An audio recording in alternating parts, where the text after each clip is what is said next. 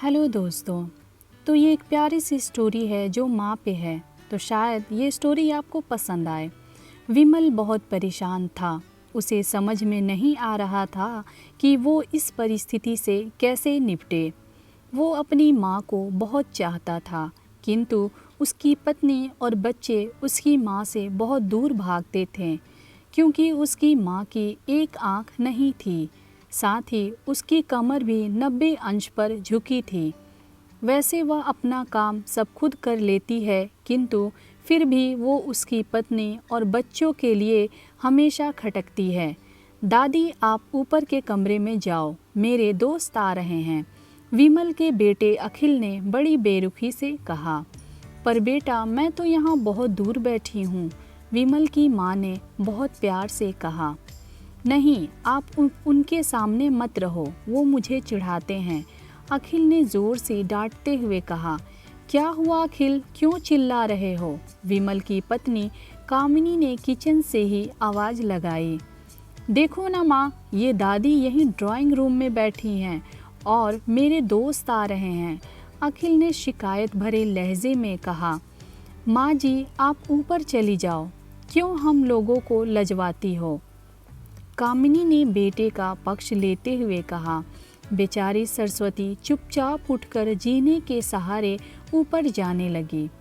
कमर झुकी होने के कारण उन्हें ऊपर चढ़ने में बहुत परेशानी हो रही थी, किंतु वो पूरी ताकत से ऊपर के एक अकेले कोने वाले कमरे में जाकर बैठ गई। विमल बाजू के कमरे से सब सुन रहा था। उसे कष्ट हो रहा था कि उसकी माँ को अपमानित होना पड़ रहा है, किंतु वो असहाय था। अगर वो कुछ कहता है तो पत्नी और बच्चे उसका विरोध करने लगते हैं। दूसरे उनके तर्क भी सही लगते हैं, चूँकि वो एक प्रशासनिक अधिकारी था। उसका सामाजिक स्तर बहुत ऊंचा था। उसकी ससुराल भी एक ऊंच घराने में थी, अतः वह चुपचाप इस तरह हर दिन अपनी माँ को अपमानित होते देखता रहता था।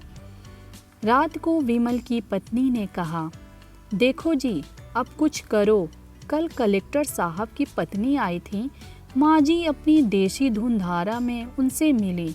मुझे बहुत शर्म आ रही थी, बताते हुए कि ये मेरी सास हैं।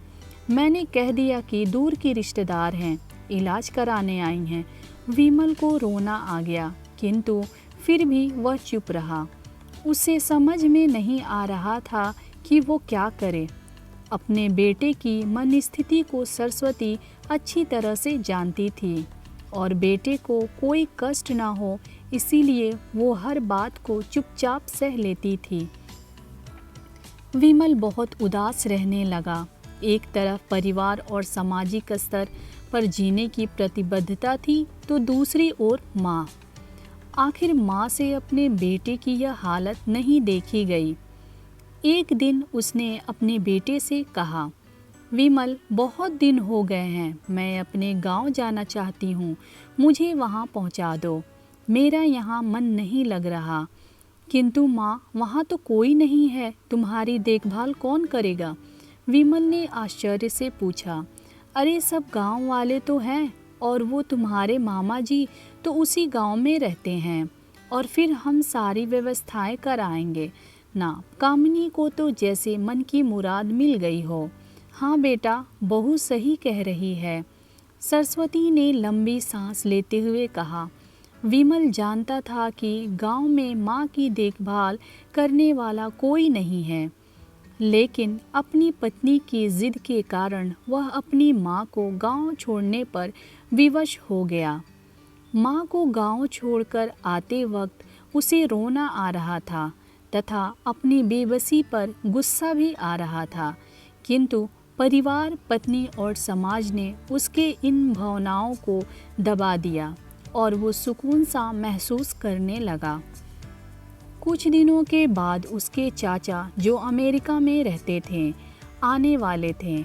जब विमल बहुत छोटा था, उसके पिता जीवित थे, तब वो भारत आए थे और उसके बाद वो अब भारत आने वाले थे।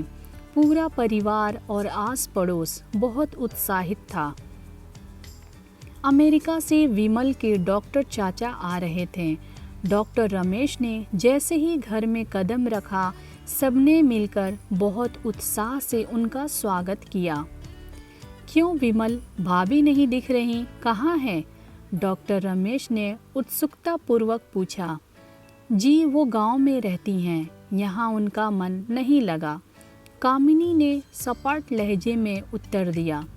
डॉक्टर रमेश ने विमल की ओर देखा तो विमल ने अपनी आंखें झुका लीं। डॉक्टर रमेश सब समझ गए। बोले, कल हम भाभी से मिलने गांव चलेंगे सब लोग। दूसरे दिन सभी लोग गांव के घर में पहुंचे। देखा कि सरस्वती को बहुत तेज बुखार है और वो पलंग पर असहाय पड़ी है। डॉक्टर रमेश दौड़कर सरस्वती के पास गए, उनके पैर छूकर रोने लगे। सरस्वती की ये हालत उनकी कल्पना से परे थी। वाह बेटा विमल, तूने तो नाम उजागर कर दिया। अपनी माँ की ये हालत देखकर तुझे तो शर्म भी नहीं आ रही होगी। डॉक्टर रमेश ने विमल को लगभग डांटते हुए कहा। नहीं देवर जी, विमल का कोई दोष नहीं है, मैं खुद गांव आई थी। सरस्वती ने अपने बेटे का बचाव किया। मुझे सब पता चल गया भाभी, आप चुप रहो। क्यों बहू, तुम्हें अपनी सास की कुरूपता पसंद नहीं है? समाज में तुम्हें नीचा देखना पड़ता है ना? डॉक्टर रमेश ने कामिनी की ओर व्यंग से देखा। कामिनी निरुत्तर होकर विमल को देखने लगी। आज तुम जिस सामाजिक स्तर पर हो वो इन्हीं के संघर्षों की देन है। और बेटा विमल, तुम्हें शायद मालूम ना हो कि बचपन में जब तुम 1 साल के थे तब छत से नीचे गिरने के कारण तुम्हारी एक आंख फूट गई थी और तुम्हारी रीढ़ की हड्डी में भी समस्या थी। तब तुम्हारी इस कुरूप माँ ने अपनी एक आंख और अपना बोन मैरो देकर तुम्हारा ये इतना सुंदर स्वरूप दिया था। और कामिनी बेटा, इतने सालों तक संघर्ष करके बेटे को प्रशासनिक अधिकारी बनाने वाली इस संघर्षशील औरत की तुम लोगों ने ये दशा कर दी। तुम्हें ईश्वर कभी माफ़ नहीं करेगा। डॉक्टर रमेश की आंखों से आंसू जलधारा बह रही थी। अब भाभी, आप मेरे साथ अमेरिका जाएंगी, यहाँ इन स्वार्थी लोगों के बीच नहीं रहेंगी। डॉक्टर रमेश ने सरस्वती से कहा। विमल को तो काटो तो खून नहीं था। डॉक्टर रमेश जो उसके चाचा थे, उन्होंने जो राज बताया उसके बाद तो विमल को यही लग रहा था कि उससे ज़्यादा पापी इंसान इस दुनिया में और कोई भी नहीं है। और यही नहीं, वह दौड़ता हुआ अपनी माँ सरस्वती के कदमों में जाकर गिर गया और कहा, माँ, मेरा अपराध अक्षम्य है। मैं जानबूझकर चुप्पी साधे रहा और आपका अपमान करवाता रहा। अब सिर्फ आप ही हैं उस घर में मेरे साथ रहेंगी और कोई नहीं। विमल ने अग्नि दृष्टि से अपनी पत्नी और बच्चों की ओर देखा और कहा कि अब मेरे साथ मेरे घर में सिर्फ मेरी माँ रहेंगी और कोई नहीं रहेगा।